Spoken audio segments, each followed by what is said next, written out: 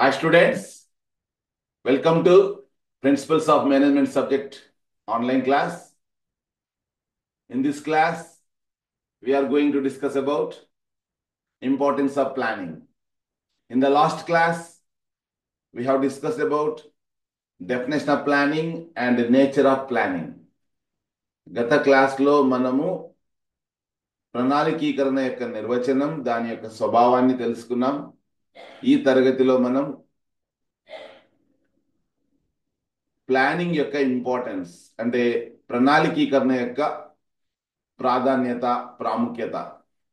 Dear students, నిజ జీవితంలో కావచ్చు, ఒక వ్యాపారంలో కావచ్చు, అంటే మన ఒక స్టూడెంట్ లైఫ్ కావచ్చు, ఒక టీచర్ లైఫ్ కావచ్చు, లేదంటే ఒక ఆర్గనైజేషన్ కావచ్చు, అది కాలేజ్ కావచ్చు, నాన్ గవర్నమెంట్ ఆర్గనైజేషన్, ఎన్జిఓ అంటే వాలంటరీ ఆర్గనైజేషన్స్,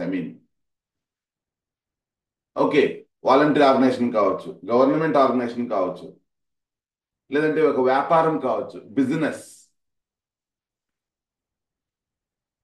ప్లాన్ లేకుండా ఏమి చేయలేము మనం. అందుకనే జీవితంలో కానీ, ఒక వ్యక్తి జీవితంలో కానీ, లేదంటే ఒక సంస్థ కానీ, ఆ సంస్థ స్వచ్ఛంద సంస్థ కావచ్చు, వ్యాపార సంస్థ కావచ్చు, అంటే వ్యాపారేతర సంస్థ కావచ్చు, వ్యాపార సంస్థ కావచ్చు, ఓకే, ఒక సమూహం, ఒక గ్రూప్ అన్నమాట, ఏదైనా కావచ్చు. ఒక కార్యం తలపెట్టినప్పుడు, ఒక పని తలపెట్టినప్పుడు, మనం ఏదైనా ఒకటి సాధించాలి, ఒకటి చేయాలి అనుకున్నప్పుడు ప్లానింగ్ లేకుండా చేస్తే సముద్రంలో నావికుడు, అంటే సముద్రంలో ప్రయాణించే వ్యక్తిని నావికుడు అంటాం. అతను దిక్చూచి లేకుండా ప్రయాణించడం లాంటిదే. అంటే ప్లానింగ్ అనేది అంత ఇంపార్టెంట్ అన్నమాట. ఓకే, సో మన దైనందిన జీవితంలో ఒక వ్యక్తికి కావచ్చు, ఒక సమూహానికి కావచ్చు, ఒక సంస్థకి కావచ్చు, ప్లానింగ్ ఏ రకంగా ఉపయోగపడుతుందనే విషయాన్ని మనం ఈ క్లాస్లో డిస్కస్ చేసుకోబోతున్నాము. Please kindly pay your attention. Thank you so much. Now I will share the important file or important question on importance of planning. Right, students? So these are important points relating to planning importance. Okay. So planning is crucial for the success and sustainability of an organization. Success ante vijayam sadhinchadam, sustainability ante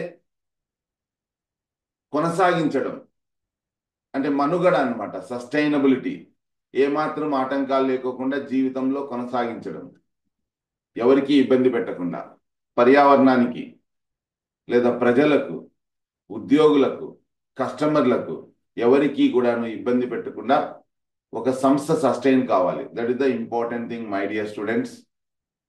okay, ఎవరు అనటేట్ చేస్తున్నారు? Mobile class వినేటప్పుడు మొబైల్లో దయచేసి మీరు ఈ options ఉంటాయి కదా, వాటిని ఏమిటిని టచ్ చేయొద్దండి. That is the important thing. Right, okay. So it provides a strategic direction, reduces risks, enhances coordination, ensures efficient resource utilisation.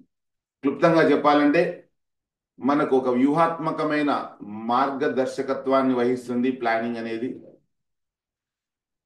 ఎప్పుడు ఏం జరుగుతుందో అనే విషయాన్ని, అంటే అన్సర్టైనిటీ, రిస్క్ను తగ్గిస్తుంది, అనిశ్చిత స్థితిని తగ్గిస్తుంది. ఎన్హాన్సెస్ కోఆర్డినేషన్, ప్రతి ఒక్క డిపార్ట్మెంటు సమన్వయంతో పనిచేసేలా చేస్తుంది. ఎందుకంటే ఒక వ్యాపార లక్ష్యం అనేది ఒకరు చేసే పని కాదు, ఎంతో మంది, ఎన్నో శాఖలు కలిసి చేయాల్సిన పని. కాబట్టి సమన్వయం important, coordination. And ensures efficient resource utilisation.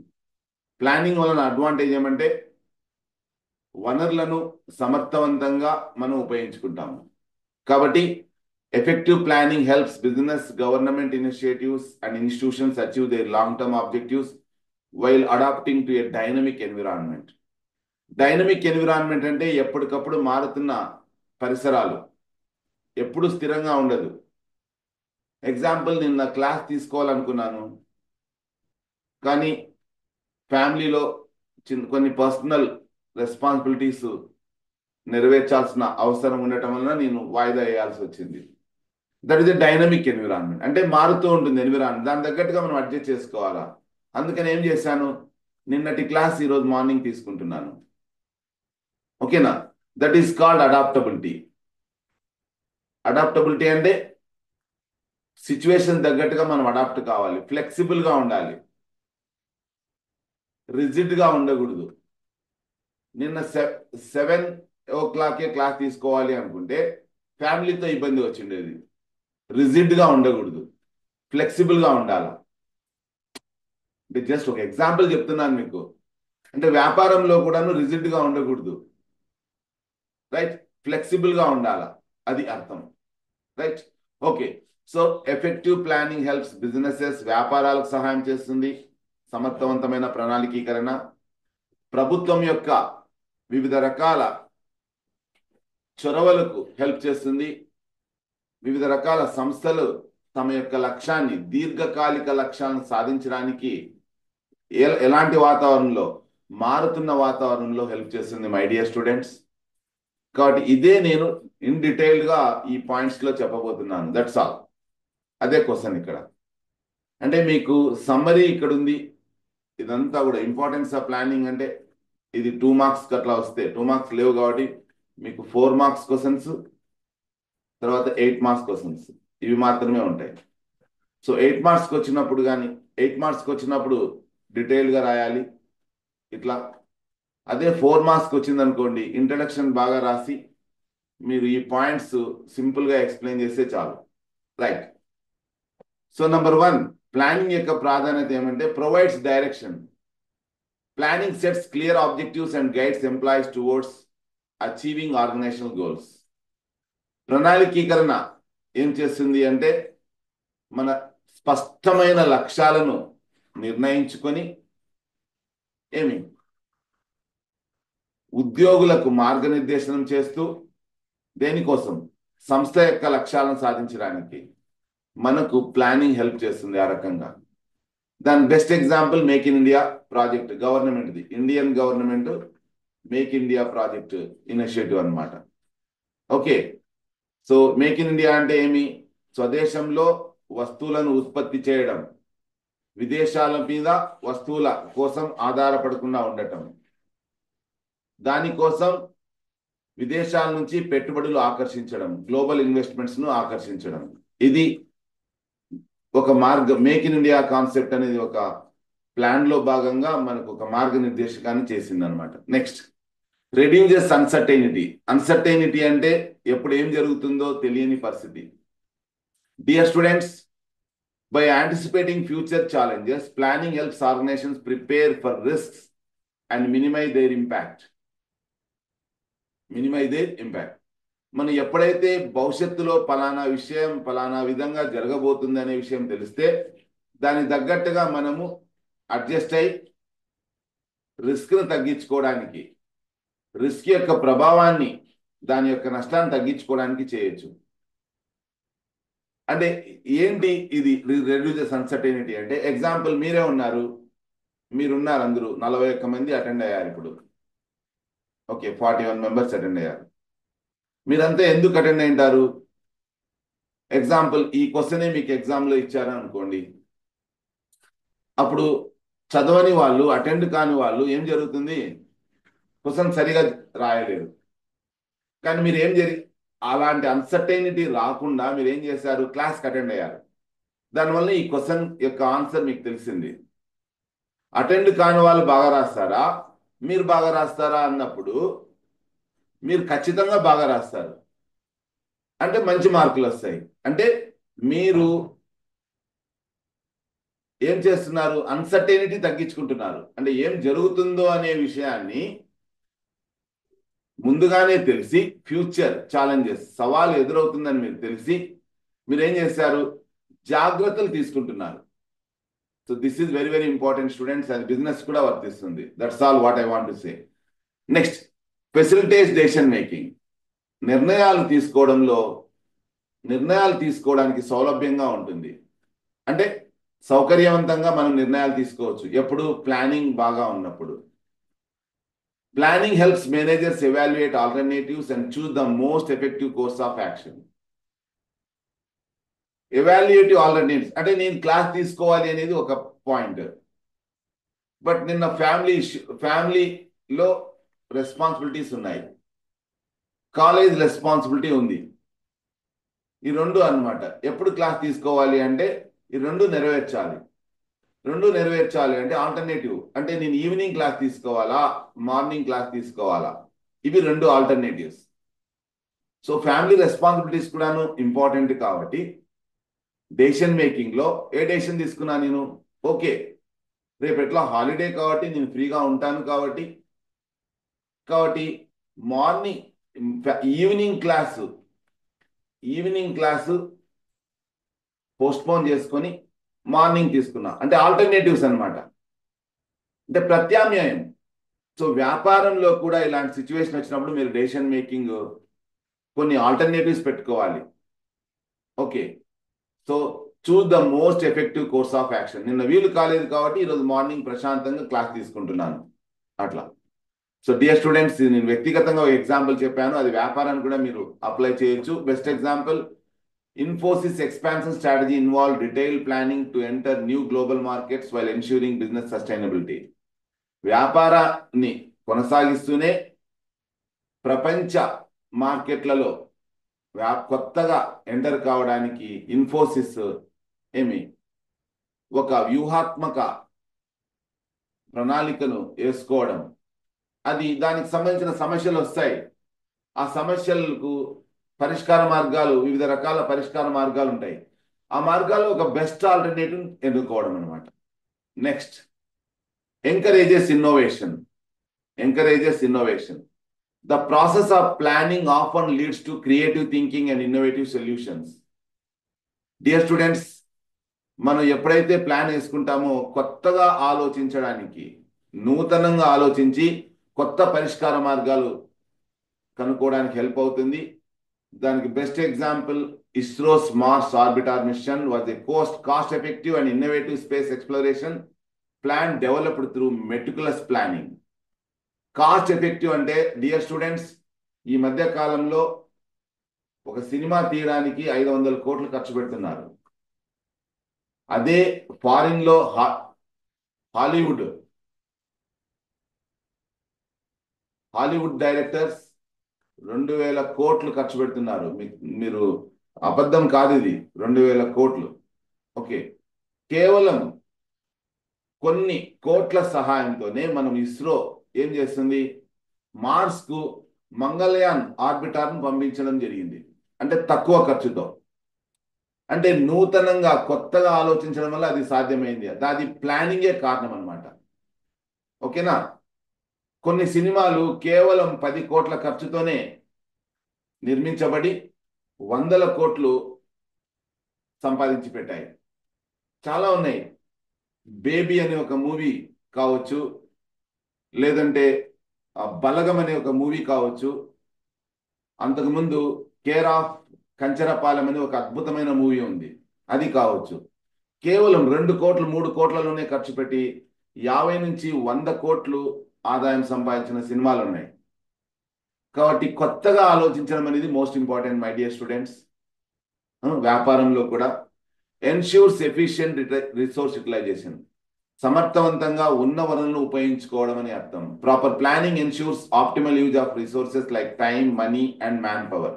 మనుషులను, మ్యాన్ పవర్ అంటే మనీ, డబ్బును, సమయాన్ని సమర్థవంతంగా ఉపయోగించడం. ఢిల్లీ మెట్రో విస్తరణకు సంబంధించిన ప్రణాళికలను ఆ రకంగానే చేసి వనరులు ఉపయోగించుకొని సక్సెస్ సాధించింది. Improves coordination. డియర్ స్టూడెంట్స్, ఒక క్లాస్ సక్సెస్ కావాలి అంటే టీచర్ ఒకటే చొరవ తీసుకుంటే కాదు, స్టూడెంట్స్ కూడా చొరవ తీసుకోవాలా.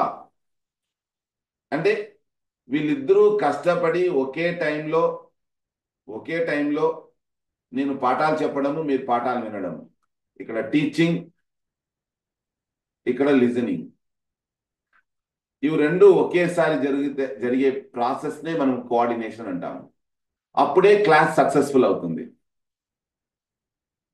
అదేవిధంగా కరెక్ట్ టయానికి స్టాక్ రావడం, కస్టమర్లు అడిగిన టయానికి మనం సరుకు ఇవ్వడం, అది కోఆర్డినేషన్ అంటే.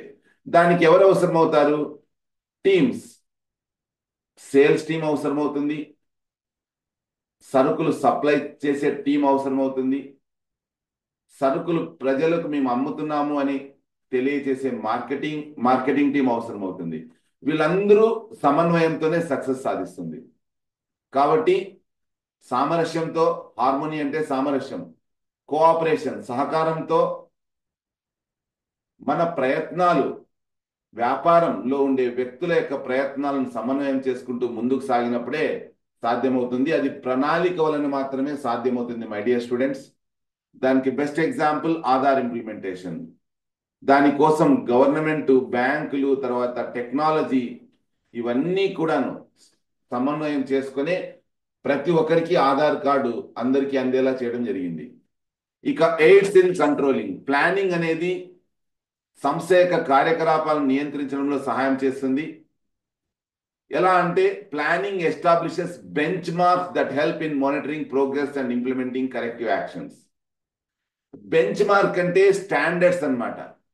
ఎగ్జాంపుల్, ప్రతి ఒక్కరూ ఒక క్విజ్ కండక్ట్ చేస్తే ప్రతి ఒక్కరూ 10 మార్క్స్ తెచ్చుకోవాలి అని సెట్ చేయడము బెంచ్ మార్క్. అదేవిధంగా క్లాస్ అంతా ఫస్ట్ క్లాస్లో పాస్ కావాలి అని చెప్పడం బెంచ్ మార్క్. అదేవిధంగా ఒక చెప్పుల షాపులో చెప్పులు అమ్మే వ్యక్తి ప్రతిరోజు 100 జతలు అమ్మాలని సెట్ చేయడం ఒక బెంచ్ మార్క్.